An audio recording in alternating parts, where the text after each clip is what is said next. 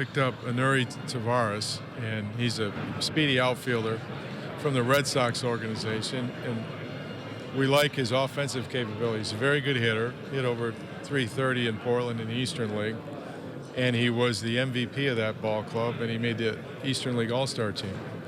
But he's a very similar skill type player to Louis Polonia. He can hit, and he can run, he can bunt, so he can cover the ground in the outfield. He's played in the infield and also the outfield, and he's currently hitting over 300 in the Dominican. So we like his offensive capability.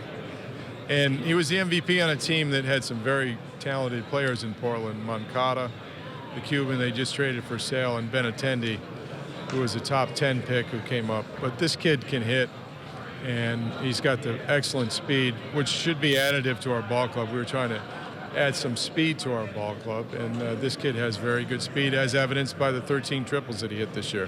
What about Anthony Santander? What's this scouting report? Anthony Santander is a clone of Victor Martinez. He's a switch hitter from Venezuela with power from both sides of the plate. He drove in 95 runs in the Carolina League, and he was the best offensive player in the Carolina League. He's just 22 years old, one of the youngest players in the draft, and very rarely do you get this type of opportunity to acquire a hitter of this ilk. This is a kid that can hit with power from both sides of the plate, and he has youth.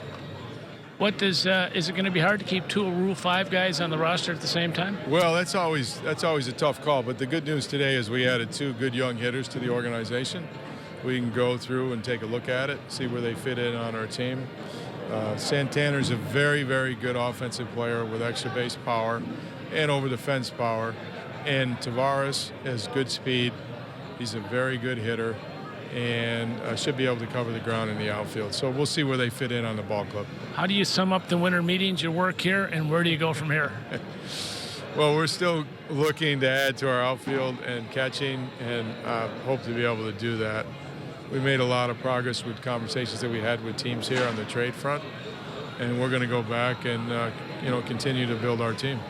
Thanks, Dan. Thanks, Mel.